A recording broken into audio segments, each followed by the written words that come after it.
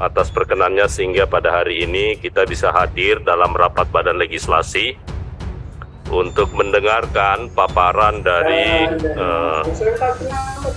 tim ahli dalam rangka penyusunan rancangan undang-undang tentang perubahan kedua atas Undang-Undang Nomor 6 Tahun 2014 tentang Desa. Sesuai dengan laporan sekretariat, rapat balik pada hari ini telah dihadiri sebanyak 15 orang, dan yang hadir fraksi telah dihadiri oleh 7 fraksi, dan berhubung rapat ini tidak dalam rangka mengambil keputusan, maka izinkan saya membuka rapat ini dengan mengucapkan Bismillahirrahmanirrahim. Rapat ini saya nyatakan dibuka dan terbuka untuk umum.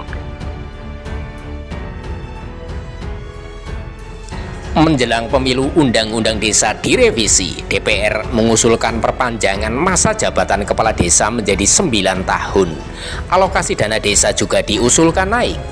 Perubahan terbatas atas Undang-Undang Nomor 6 Tahun 2014 tentang Desa kini sedang disusun oleh DPR.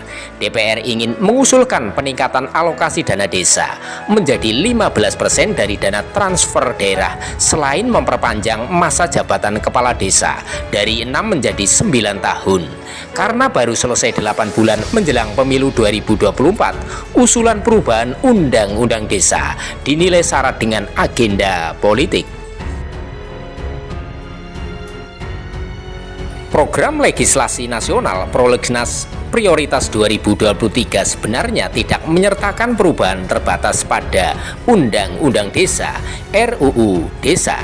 Pasalnya sesuai dengan putusan Mahkamah Konstitusi dalam perkara uji materi Undang-Undang Nomor 6 Tahun 2014 pada Maret 2023, DPR tiba-tiba memasukkan RUU Desa ke dalam daftar RUU kumulatif terbuka.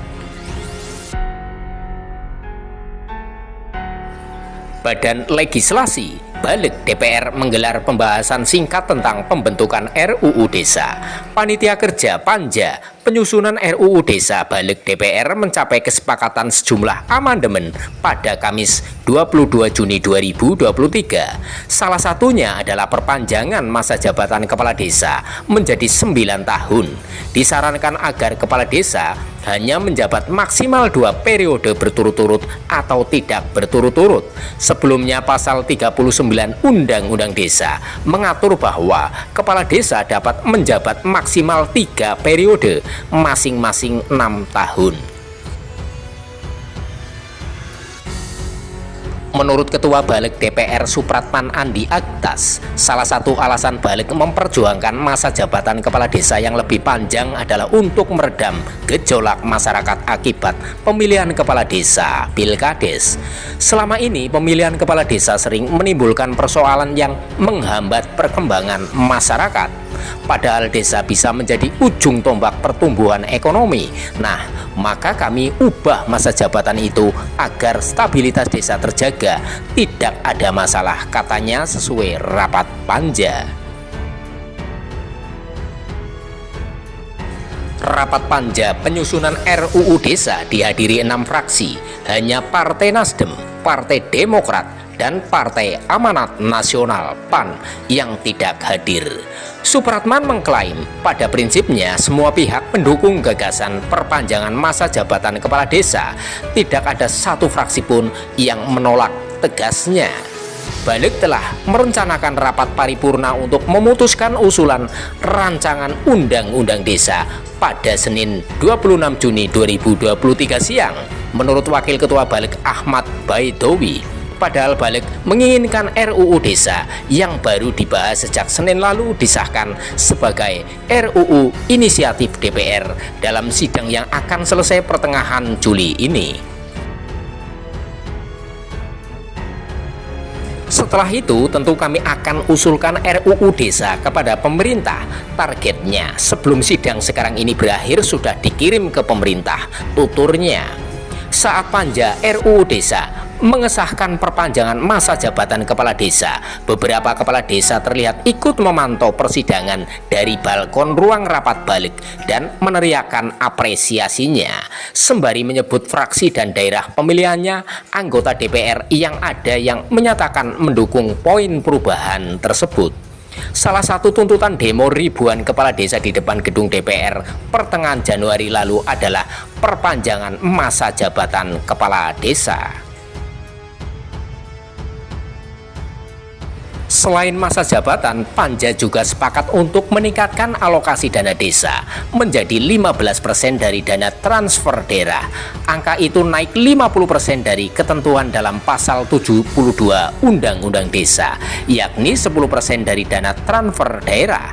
Jadi sekarang setiap desa mendapat 1 miliar rupiah. Nah, di draft ini kami berharap itu bisa menjadi 2 miliar rupiah per desa, kata Supratman.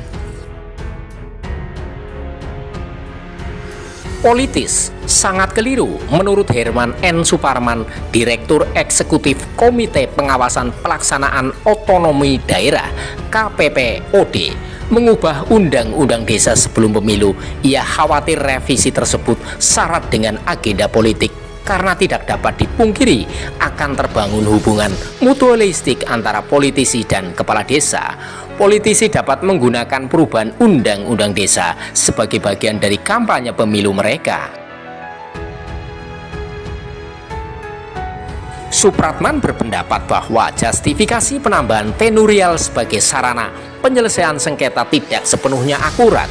Kericuhan pasca pemilu merupakan masalah yang tidak hanya menimpa desa, tetapi juga kabupaten, kota, bahkan provinsi. Selain itu, DPR harus menelaah sebab-sebab yang melatar belakangi persoalan yang terlanjur muncul. Jika ingin merevisi Undang-Undang Desa, diperlukan tata kelola desa yang baik, seperti yang ditunjukkan oleh studi KPPOD dan Indeks Desa Membangun IDM. Dihubungi secara terpisah, Menteri Desa Pembangunan Daerah Tertinggal dan Transmigrasi Abdul Halim Iskandar mengaku tak khawatir terhadap berbagai penilaian mengenai revisi Undang-Undang Desa. Alasannya semua kebijakan diambil untuk kepentingan kesejahteraan masyarakat. Abdul Halim menegaskan, amandemen Undang-Undang Desa tidak hanya berbicara tentang masa jabatan dan dana desa. Banyak topik yang akan digali dalam rangka meningkatkan kemandirian masyarakat desa. Dia melanjutkan, tidak ada yang dibahas di DPR saat ini yang bisa dilaksanakan pada 2023. Artinya, upaya DPR sama sekali tidak bersifat politis, tegasnya. Terima kasih, Pak Ketua. Kami pernah mengunjungi sebuah desa di kota Kotonior di Bengkulu. Mungkin ini juga prototip, bisa juga terjadi di desa-desa yang lain.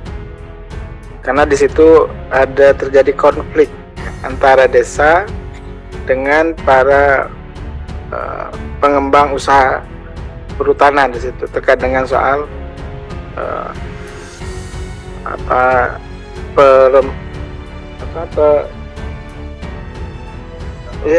jadi ada semacam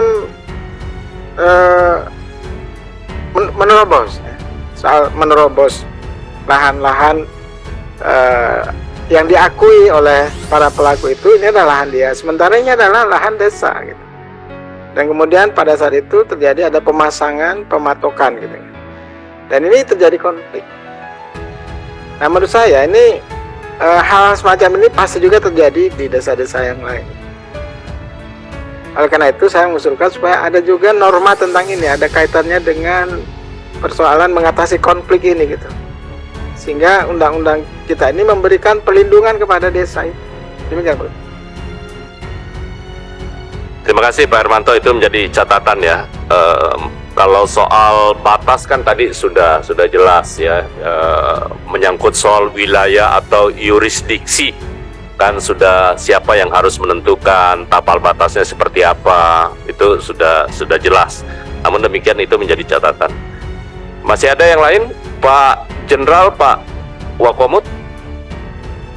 Ada penutup Pak Jenderal? Cukup ya? Baik, Bapak Ibu sekalian, sekali lagi saya ucapkan terima kasih. Nanti selesai ini kita akan dialog dengan teman-teman dari Universitas 17 Agustus. Saya tutup dulu Pak ya. Mohon maaf karena harusnya tadi kalau saya tahu sudah datang jam 3, kita ikut bersama-sama dari awal. Jadi sekali lagi saya ucapkan terima kasih. Saya mohon juga kepada teman-teman yang masih berkesempatan untuk bisa bersama-sama dengan teman-teman dari Untak. Kita boleh mungkin sekitar 10-15 menit untuk kita bersama-sama. Dengan demikian Bapak Ibu sekalian, sekali lagi ya, saya mohon segera mungkin nama-nama anggota panjanya untuk segera dikirim ke sekretariat, supaya kita segera bisa melanjutkannya di pembahasan di tingkat panja. Demikian, dengan mengucapkan alhamdulillahirrabbilalamin, saya ucapkan terima kasih. Rapat saya tutup.